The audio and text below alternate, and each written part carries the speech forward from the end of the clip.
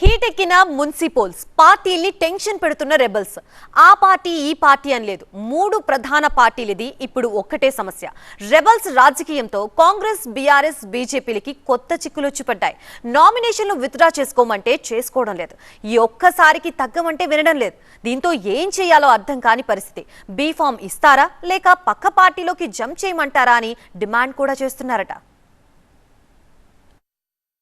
నామినేషన్ల ఘట్టం ముగిసిపోయింది.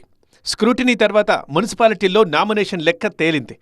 కౌన్సిలర్ స్థానానికి ఒక్కో పార్టీ నుంచి దాదాపు 3 నుంచి 5 టికెట్ కోసం పోటీ పడుతున్నారు. అధికార కాంగ్రెస్తో పాటు బీఆర్ఎస్లో కూడా ఇదే పరిస్థితి. బీఫామ్ తనకే వస్తుందన్న ఆశతో చాలామంది నేతలు నామినేషన్లు వేశారు. ఇప్పుడు నామినేషన్ విత్డ్రాకి ఒక్కరోజు మాత్రమే టైం ఉండడంతో బీఫామ్ ఇచ్చేవారిని మినహాయించి మిగతా వారిని పోటీ నుంచి తప్పించేందుకు స్థానిక నాయకత్వం ప్రయత్నాల్ని ముమ్మరం చేసింది. రంగారెడ్డి జిల్లాలో 6 మున్సిపాలిటీల్లోని 126 వార్డులకు 615 నామినేషన్లు దాఖలయ్యాయి. ఇందులో కాంగ్రెస్ నుంచి 227 నామినేషన్లు రాగా బీఆర్ఎస్ నుంచి 170, బీజేపీ నుంచి 132 నామినేషన్లు దాఖలయ్యాయి. ఇక వికారాబాద్ జిల్లాలో 4 మున్సిపాలిటీల్లోని 100 వార్డులకు 519 నామినేషన్లు వచ్చాయి. ఇందులో కాంగ్రెస్ నుంచి 184, బీఆర్ఎస్ నుంచి 166, బీజేపీ నుంచి 90 నామినేషన్లు దాఖలయ్యాయి. ఈ లెక్కన అన్ని వార్డులకు ఒక్కో పార్టీ నుంచి 4-5 నామినేషన్లు దాఖలయ్యాయి. ఇక ఉమ్మడి నల్గొండ జిల్లాలో ఎన్నికలు జరిగే మున్సిపాలిటీల్లో 407 వార్డులుంటే 3209 మంది కాంగ్రెస్ అభ్యర్థులు పోటీలో ఉన్నారు. అంటే టికెట్ కోసం పోటీ ఏ రేంజ్లో ఉందో మీరే అర్థం చేసుకోండి.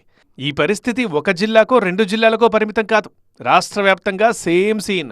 పార్టీ కోసం ఎంతో కష్టపడ్డాం, ఎమ్మెల్యేని గెలిపించేందుకు తీవ్రంగా శ్రమించాం, ఏళ్ల తరబడి పార్టీలో ఉన్నాం, మాకు కాకపోతే ఇంకెవరికి టికెట్ ఇస్తారంటూ చాలామంది నేతలు పట్టుబడుతున్నారు.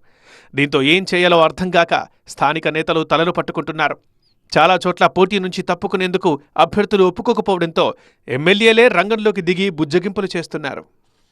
రెబల్స్ని ఎలాగైనా బరిలో నుంచి తప్పించి పార్టీకి రిస్క్ లేకుండా చేయాలన్న లక్ష్యంతో అన్ని పార్టీల నేతలు బుజ్జగిస్తున్నారు.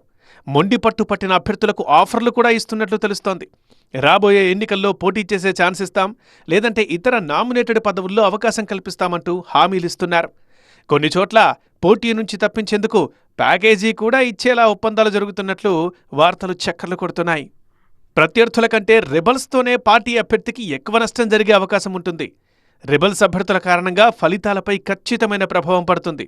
అందుకే రెబల్స్ లేకుండా చేసే పనిలో ఉన్నారు 3 ప్రధాన పార్టీల నేతలు.